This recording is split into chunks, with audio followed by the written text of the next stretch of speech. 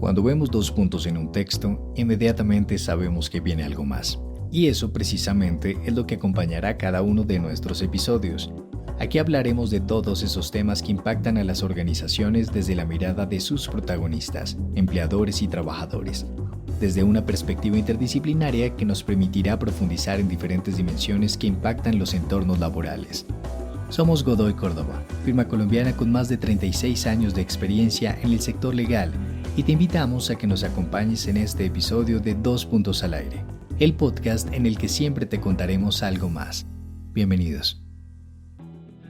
Bueno, bienvenidos a este nuevo episodio del podcast de Godoy Córdoba. Les habla Santiago Martínez, socio de la firma, y hoy tenemos un invitado muy especial. Es el doctor José Alejandro Cortés, o como muy amablemente me pidió que le dijera José Alejo, y solamente a modo de referencia, durante varias décadas el presidente del Grupo Bolívar, pero ante todo pues un gran filántropo y un empresario ejemplar de nuestro país.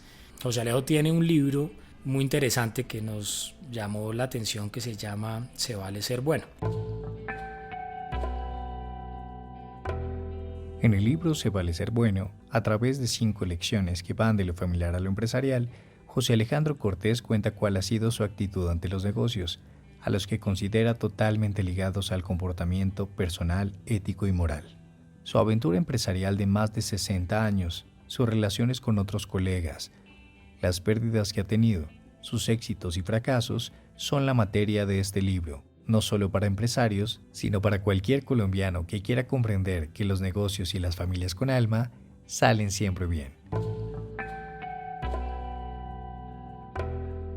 Y a medida en la que íbamos leyéndolo, pudimos entender rápidamente que es del tipo de líderes a quienes seguimos y de quienes creemos que es importante que más personas pues, puedan oír su voz. Así que, José Alejo, pues muy bienvenido y muchísimas gracias por acompañarnos. Muchas gracias, Santiago. Estoy a tus órdenes.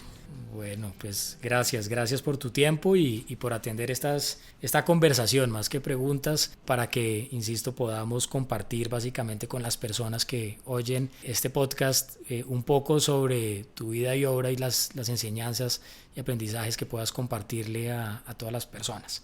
Cuando estábamos pensando básicamente en darle pues forma al podcast, decíamos, bueno, lo que hacemos nosotros los abogados laboralistas, principalmente asesorando empresas de recursos humanos. ¿Cómo hacía esto clic pues, con un empresario y más aún quien estudió para ser actuario, es decir, un hombre de los números? Y te cuento una anécdota. Cuando yo estaba definiendo qué iba a hacer básicamente después de haber estudiado Derecho, yo decía, pues es que la parte numérica suena interesante y buena parte de mi familia ha estado ligada con los números en ingeniería, administración o economistas, pero decía es que los números no tienen anhelos, los números no tienen situaciones personales, no sueñan, no vibran.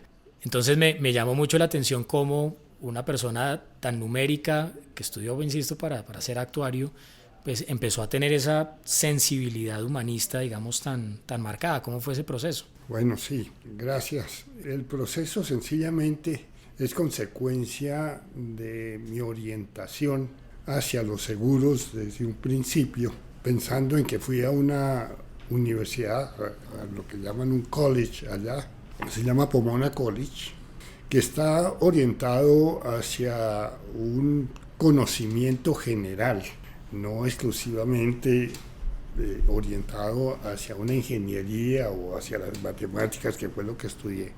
Y pues desde luego lo que recibí fue una instrucción, un conocimiento que me pareció muy interesante, tanto en filosofía como en psicología, ¿no? Inclusive sociología.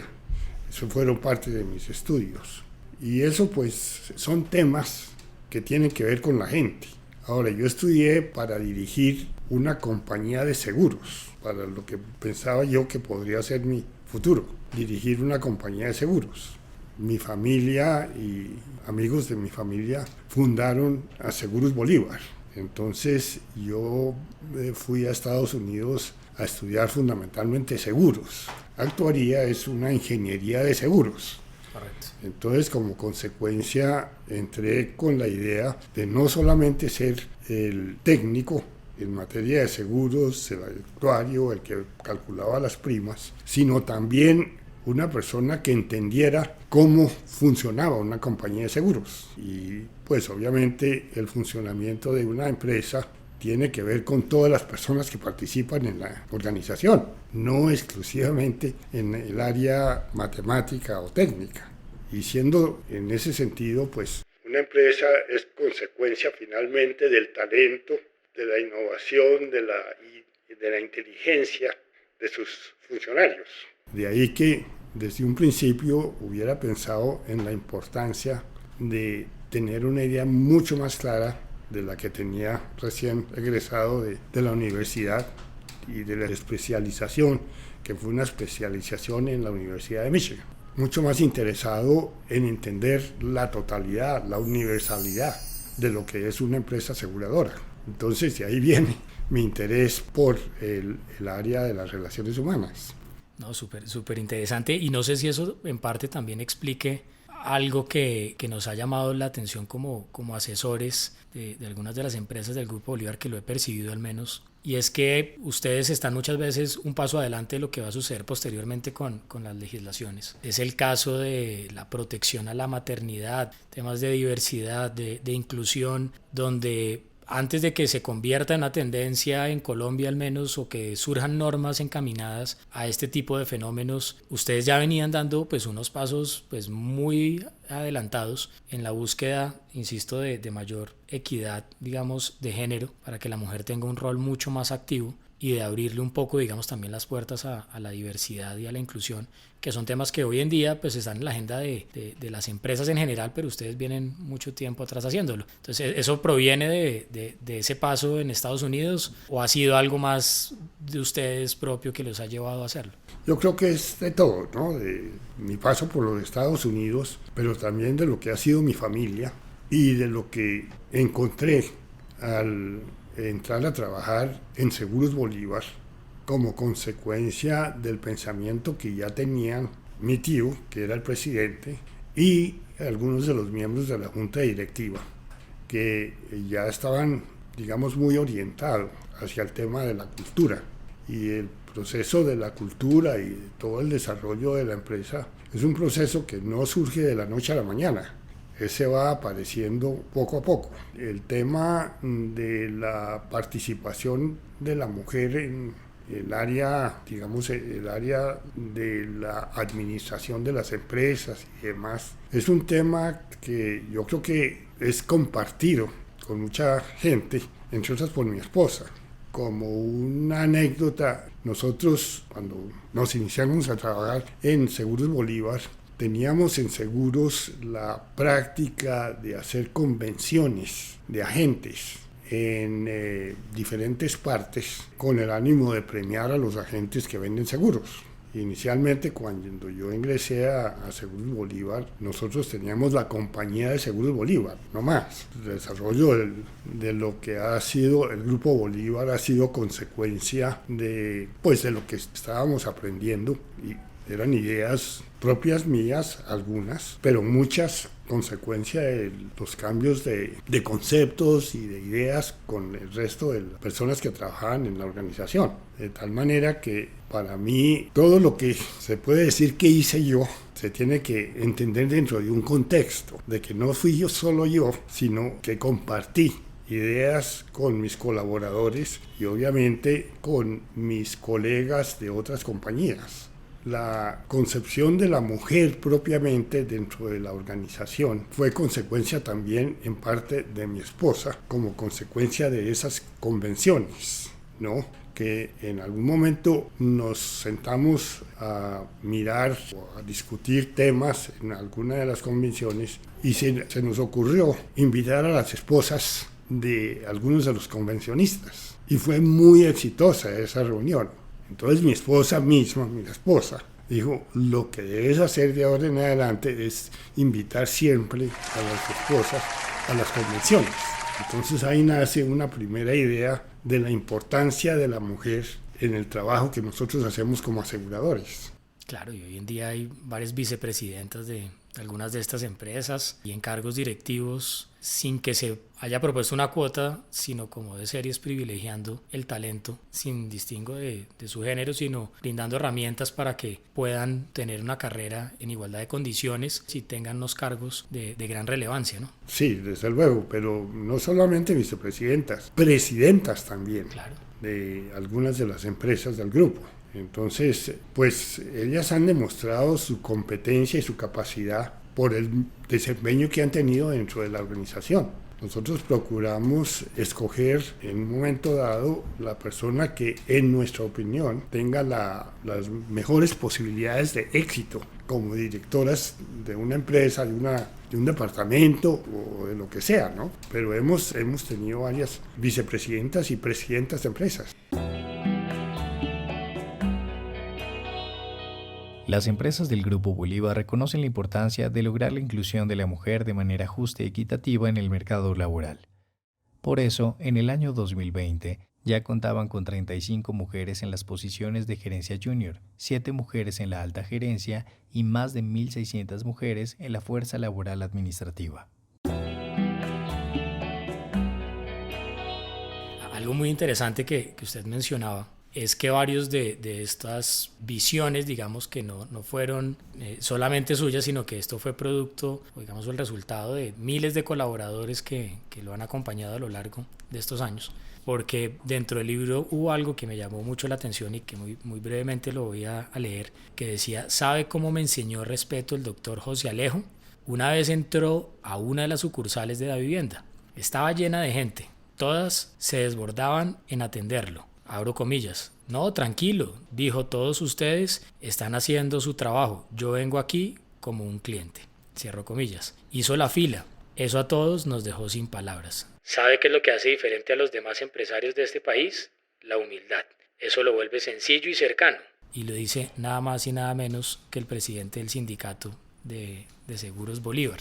Creo que es un referente claro, sobre todo de quien proviene quizás, para mostrar que ese liderazgo, en primer lugar, no es que se ejerza de manera solitaria, sino que también se ejerce con el ejemplo, como pues usted lo ha hecho pues durante tantos años. Y esto lo menciono a modo de introducción sobre un aspecto que se hace muy presente en los diferentes escritos, que es el de principios y valores, al cual se hace mucha referencia. Y en los diferentes textos y las pocas entrevistas que pudimos ver, porque hemos podido ver que usted prefiere no figurar de alguna manera tanto, sino ser una persona muy reservada. Pero vemos, digamos, en estos espacios que esa alusión, digamos, a principios y valores está muy marcada. Y algo que nos despierta curiosidad es cómo lograr, siendo que esto se aprende en la casa, los principios y los valores primordialmente, que esos más de 20.000 trabajadores que están dentro del Grupo Bolívar vivan, sientan y en últimas transmitan tantos de estos principios que ustedes, digamos, han profesado. ¿Cómo han hecho eso?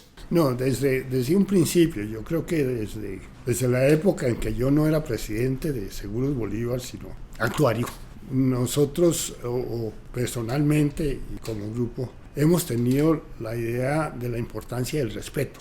Y el respeto, pues, es el respeto hacia el ser humano desde un punto de vista integral, no exclusivo. Y el respeto es lo que me ha guiado siempre. Entonces, esa consideración que hace la autora del libro a que se refiere es lo que uno tiene que pensar y asumir como propios y dar ejemplos si es necesario, ¿no? No puede desconocer el principio y pensar que realmente está cumpliendo con uno de los valores de una cultura. Desde el principio yo pensé o creí importante la cultura de la organización. Cuando entré a Seguros Bolívar tenía una cultura y bien pronto me di cuenta de la importancia de la cultura. La cultura son unas creencias, unos rituales, unos conocimientos, unos principios, unos valores e inclusive unas manifestaciones artísticas, si se quiere. Entonces esa cultura, para que se pueda concebir como cultura, debe contemplar varios principios y varios valores. Entonces la primera vez que entramos dentro del tema de los principios y valores, entramos con unas reuniones que hicimos con todos los ejecutivos del grupo en ese momento, de los vicepresidentes, de los directores de las diferentes compañías, etc.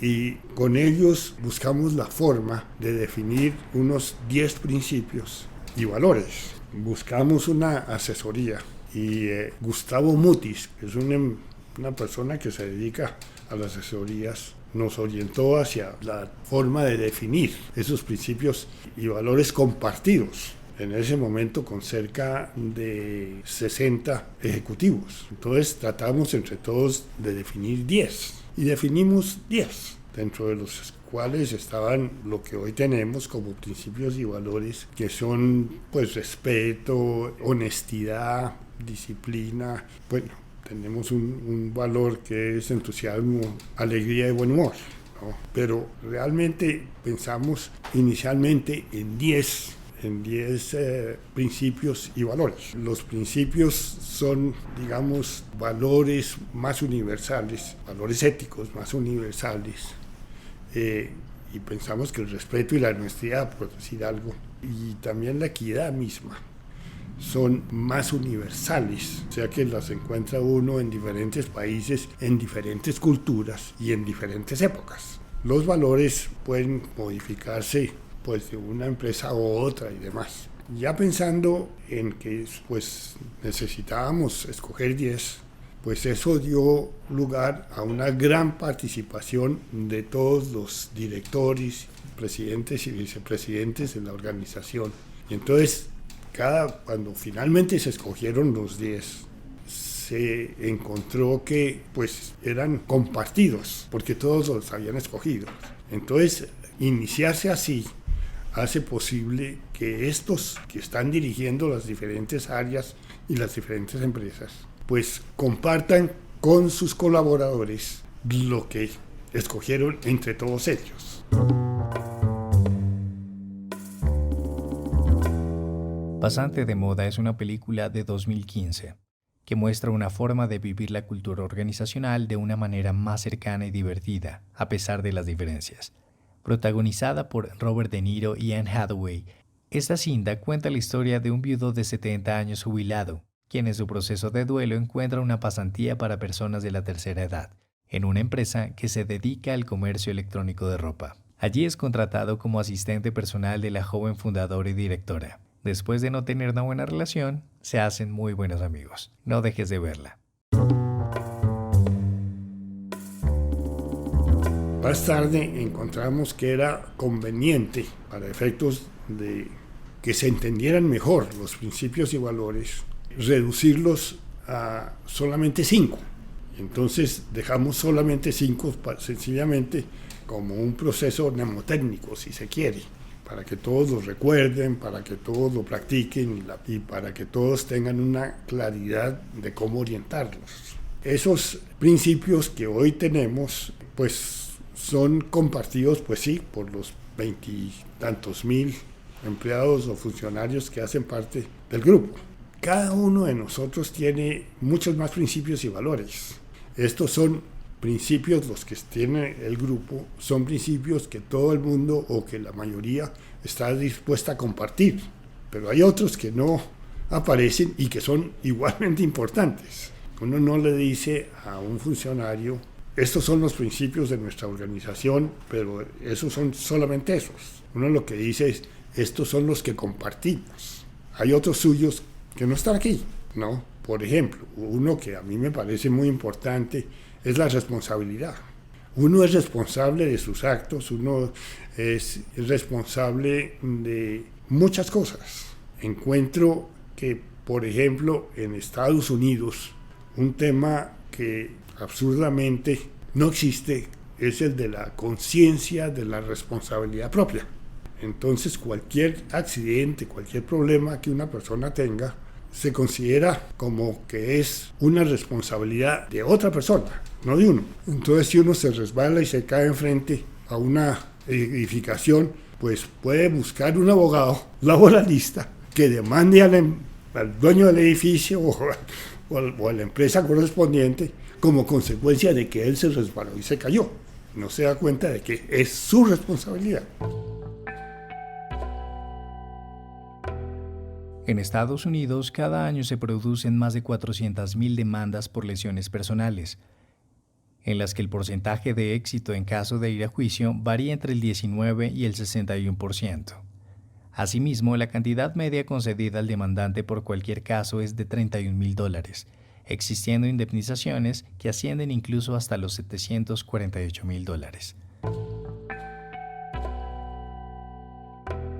Eso me parece que es absurdo desde el punto de vista del asegurador. En Estados Unidos el costo del seguro de salud es de cerca de 30% más, como consecuencia de que todo el mundo demanda a todo el mundo, como consecuencia de los diferentes accidentes que sufren las diferentes personas. Súper interesante, y sin restarle desde luego en lo más mínimo valor, digamos, a este principio que menciona de responsabilidad. Mientras que mencionaba el de buen humor, lo primero que se me viene a la cabeza era las propagandas de la vivienda, de está en el lugar equivocado. Exacto. Y decía, bueno, como un banco que pues tiende a verse como algo muy formal, tradicional, puede sacarle buen humor a su marca, digamos, y uno lo ve reflejado en esta. Y de paso se ha dicho a quien tenemos en común de parentesco, Margarita, es la persona más divertida y de buen humor que he conocido. Sí, ella tiene muy buen humor. Y le cuento, antes de ir al siguiente punto, una anécdota de la cual soy testigo, digamos, de este otro, que es Alegría, que mencionaba. Cumplí hace un mes y a las 8 de la mañana tenía una reunión. Y esa reunión era con todo el equipo de Marta Luz, de Juan Galindo, de Albey, que son de Recursos Humanos. Y antes de que empezáramos la reunión, lo primero fue la cantada de Happy Birthday de todo el equipo, que eran como cerca de 15 personas. Obviamente fue muy emocionante oírlos coreando, que ni siquiera eran pues parte de mi equipo, del lugar donde yo trabajo, pero pues que en últimas se siente muy genuino, que la gente realmente así lo demuestra con sus actos. Sí. En todo caso, en las culturas, y particularmente con respecto a los principios y valores, es muy importante repetir en qué consisten esos principios éticos, repetirlo todos los años.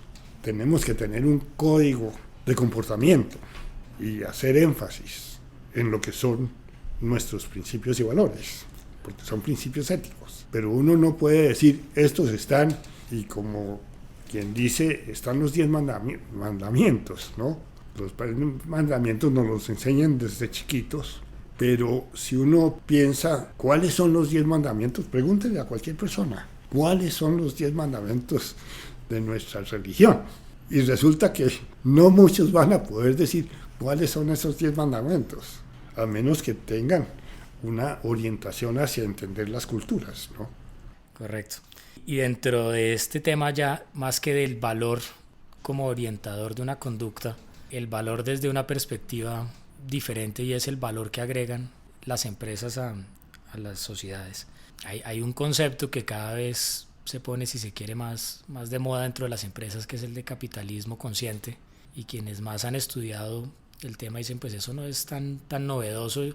Adam Smith con su libro de la teoría de los sentimientos morales ya, digamos, traía que las empresas deben ser productivas, pero deben generar un valor a la sociedad más allá, digamos, de simplemente un resultado, digamos, para sus accionistas. Y de hecho en Colombia hay una frase muy célebre de Manuel Carvajal que dice que no puede haber empresas sanas en entornos sociales enfermos. Y este es otro de los aspectos que hemos visto también muy marcados dentro del Grupo Bolívar.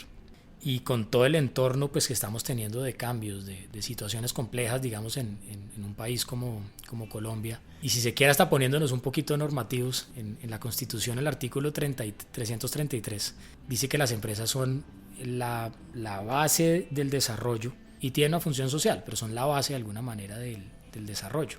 Frente a todo este contexto internacional y aplicado particularmente a nuestro país, ¿usted cree que las empresas colombianas pues están llamadas a liderar un poco, digamos, estos cambios y poder darle bienestar, digamos, a sus habitantes? Yo creo que las empresas colombianas, primero que todo, cada una tiene su propia cultura. Segundo, yo creo que desde el punto de vista del ejemplo y de lo que pueden hacer, es mucho lo que pueden hacer para crear un país sostenible y sustentable. Y desde el punto de vista de la conciencia que tienen las diferentes empresas y como consecuencia de que son consecuencias de sus propias culturas, yo lo que siempre he visto es que la orientación de la cultura de una empresa depende mucho de su presidente y de su alta dirección. Si el presidente y la alta dirección están conscientes de cómo debe ser la cultura, entonces pueden, a través de repetir y repetir, pueden lograr que toda la organización se comporte dentro de esos principios y valores propios de esa cultura. Hay presidentes, como hay de todo, ¿no? Pero hay presidentes que conciben su organización en términos de lucro, por decir algo. Y concebir una empresa en términos de lucro es menospreciar el tema social o el tema ambiental. Yo pues tuve la buena experiencia a través de los años de conversar con gente que tenía una conciencia muy clara de lo que era el tema social y más tarde el tema ambiental. En Colombia estuvo un empresario suizo, Schmidt-Heine, que se especializó en el tema ambiental como parte de una empresa sostenible. Y estuvo hablando conmigo y estuvimos conversando de la importancia del tema ambiental. Y eso fue hace solamente 25 años, no fue tanto. Antes nadie hablaba del tema ambiental dentro de las empresas en general. En 2021, los establecimientos industriales realizaron inversiones en protección y conservación del ambiente por un valor de 482.419 millones.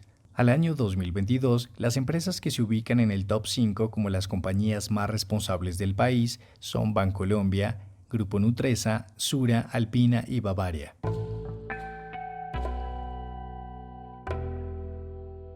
Hoy una empresa sostenible ya mundialmente se concibe como una empresa que tiene en cuenta la generación de lucro, el cuidado social, tanto para todas las personas que hacen parte de la organización y finalmente el cuidado del tema ambiental.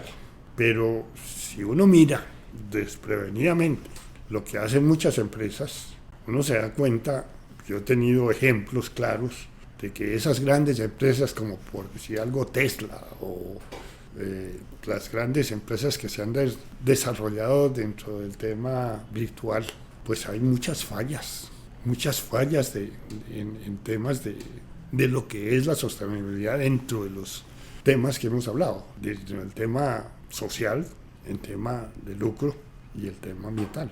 La forma como despiden a muchos de sus empleados, el desconocimiento de la importancia de entender a cada persona como un individuo que tiene una familia. No, a ellos no les importa, de la noche a la mañana, fuera. Ustedes son laboralistas, entonces tienen una conciencia mucho mayor que la mayoría de la gente de estos temas. Pero eso a mí me sorprende, porque he visto con mis propios ojos el descuido con que manejan el personal de empresas impresionantemente exitosas desde el punto de vista económico. Hace poco hacíamos un análisis en el marco de una negociación colectiva con una organización sindical. Nosotros asesoramos pues, a la empresa y veíamos una constante, y es que si las empresas cogieran sus activos y los pusieran en un CDT, y estoy hablando por más de 20 empresas básicamente sí, con las que se hizo el ejercicio, en todos los escenarios les reportaría un mayor ingreso a sus accionistas coger esos activos y meterlos en un CDT que hacer empresa. Yeah. Y que ganarse problemas y dolores de cabeza, si se quiere, lidiando con múltiples de estos asuntos. Pero había como una especie de consenso dentro de esta mesa de trabajo que se estaba haciendo con varias empresas donde se decían sí, pero la apuesta tiene que ser a mediano y largo plazo. si pensamos solamente en cuánto nos va a reportar básicamente esta inversión que tenemos acá este año, que seguramente nos daría más otro mecanismo, digamos, a través de un CDT, pero como la apuesta es a largo plazo y en últimas con esta inversión estamos generando empleo y estamos generando una serie de productos que le pueden generar bienestar dentro de una sociedad y hay familias y hay rostros detrás de todo esto, pues hace que una empresa de alguna manera sea sostenible en el tiempo, no se derrumbe en un momento, digamos, donde hay turbulencia y realmente pueda trascender, digamos, en su camino. Y sobre todo si adopta pues un propósito y ese propósito también esté en función de agregarle valor a todo su entorno, ¿no?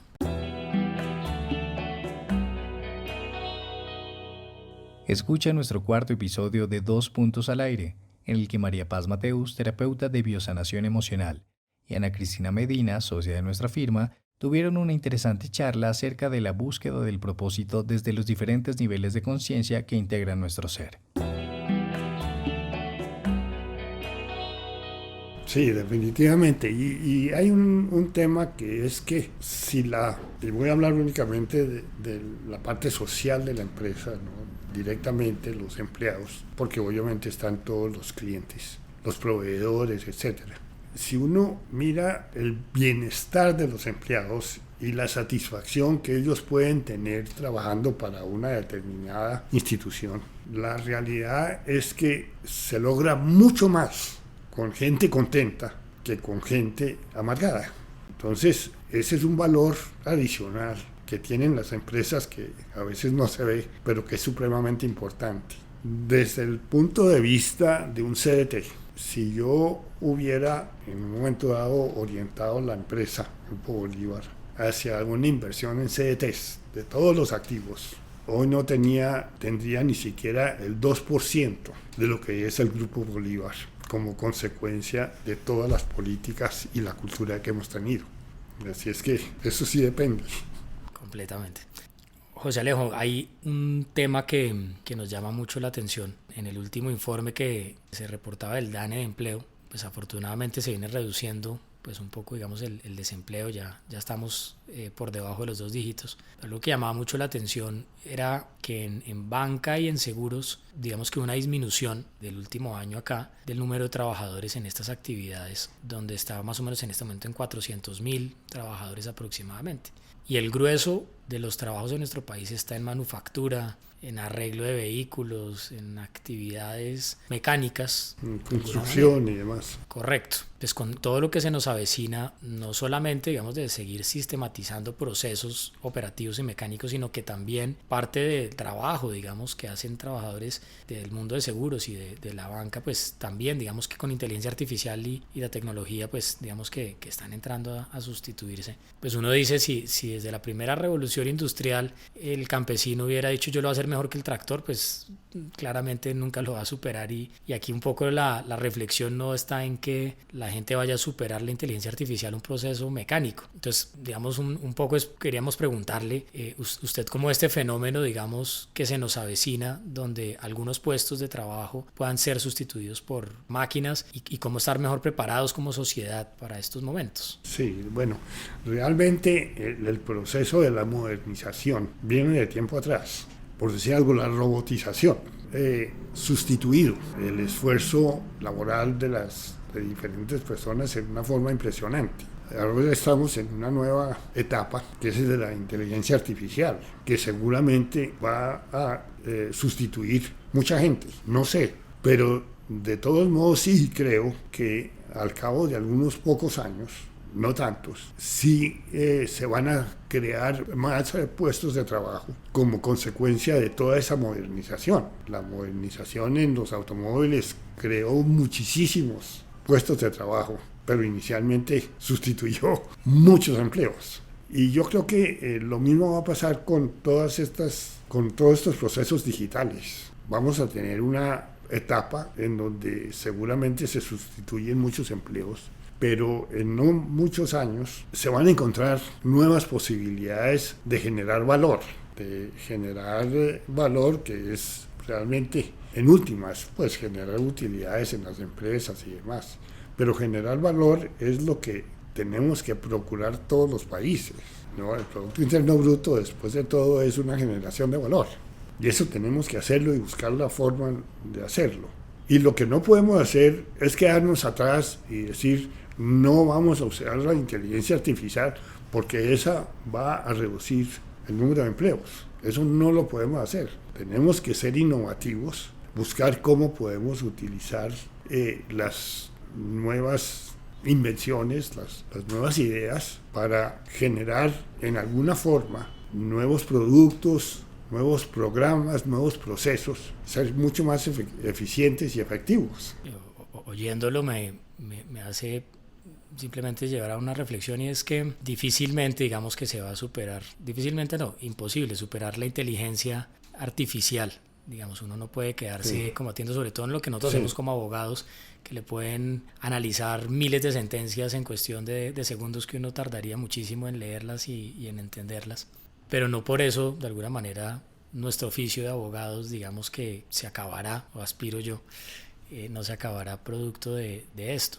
Y ahí entonces, y atado un poco a lo que hemos venido hablando en este espacio, quienes tengan de pronto mayores habilidades sociales para la resolución de conflictos, para tener empatía, para de alguna manera esas habilidades sociales que eran mal llamadas las habilidades blandas de liderazgo, de trabajo en equipo, que esas no son las que tiene la inteligencia artificial o una máquina, aún por lo menos, pues son las que quizás mayor, digamos, esfuerzo se le debería llegar a invertir dentro de las empresas, porque uno no va a competir con la máquina, más bien que la máquina qué no puede hacer y qué agrega valor, y más bien enfocarse por ese camino, ¿no? Sí, desde luego. Hay un tema que es importante a mi modo de ver, y es que hay 1000 conceptos que requieren la experiencia humana y la acción humana. Vamos a suponer los deportes. Uno no puede pensar la inteligencia artificial afectando los partidos de básquet o de fútbol, ¿no?, que son tan importantes aquí. Los deportistas se siguen necesitando. Y si uno mira los estadios, cada vez se llenan más. Es una diversión. Entonces entramos dentro del mundo de la diversión, y el cine y todas estas películas que aparecen todo el tiempo. O sea, necesitan actores, ¿no? Yo no veo una inteligencia artificial haciendo el papel de una persona. Esas se van a seguir necesitando, y la diversión va a seguir siendo parte del mundo moderno. Y cada vez más uno ve cómo esos deportes o esas diversiones o lo que es el teatro cada vez más tienen más éxito. Total. Y no lo puede reemplazar uno. Pues hemos disfrutado muchísimo esta conversación y aprendido realmente. Y una última pregunta de alguien que pues uno diría ha cumplido con absolutamente todos los posibles reconocimientos, distinciones, méritos, logros profesionales, pero oyéndolo hablar del futuro, digamos, con esa claridad, pues me atrevo a preguntarle qué objetivo a nivel profesional todavía no ha cumplido y está dentro de esa lista de pendientes. No, ya estoy llegando al ocaso de mi vida, ¿no? Yo digo que tuve la fortuna de que me dieran la última visa de por vida. ¿Cómo así de por vida? Allá en Estados Unidos. No, fueron 10 años. Lo que pasa es que a mi edad, 10 años son muchos años que no voy a poder vivir, porque yo sé que ya estoy llegando al ocaso de lo que ha sido mi trayectoria en este mundo, ¿no? Entonces, no, yo lo que aspiro es a ver un país que se enruta hacia la sostenibilidad, a superar todos los problemas que tiene, entre otras cosas, ver cómo podemos sacar a tanta gente de la miseria en que vive para que vivan una vida pues sana, amigable, pues que puedan gozar. Ese sería mi gran deseo, ¿no? Mi gran aspiración, ver eso, pero sé que no lo voy a poder ver. Pues Colombia y el sector empresarial quiere seguir disfrutando de su lucidez, así que Dios quiera que siga aportándonos con estas visiones y que pues podamos acercarnos cada vez más hacia ese objetivo común. Pues muchas gracias. Pues José Alejo, muchísimas gracias realmente por el espacio, por dedicarnos este tiempo que pues realmente fue muy, muy enriquecedor y seguramente pues que va a inspirar a muchísima gente. Sí. No, desde luego, y estoy seguro de que en el campo en que ustedes trabajan, en ese siempre va a haber la necesidad de gente que tenga la capacidad de entender las vivencias humanas, porque una inteligencia artificial, pues sí, puede ofrecer soluciones, pero no entiende las necesidades, las emociones, las alegrías y satisfacciones del ser humano. Correcto. Eso no lo puede entender una máquina. Es completamente cierto. Esperamos que hayas disfrutado este episodio de 2 Puntos al Aire en el que te contamos algo más. Si te gustó, síguenos en Spotify, LinkedIn y Facebook como Godoy Córdoba o en Instagram como gc_abogados. Hasta pronto. Los contenidos discutidos en 2 Puntos al Aire expresan la opinión de nuestros moderadores e invitados, pero no representan la posición de Godoy Córdoba frente a las temáticas desarrolladas.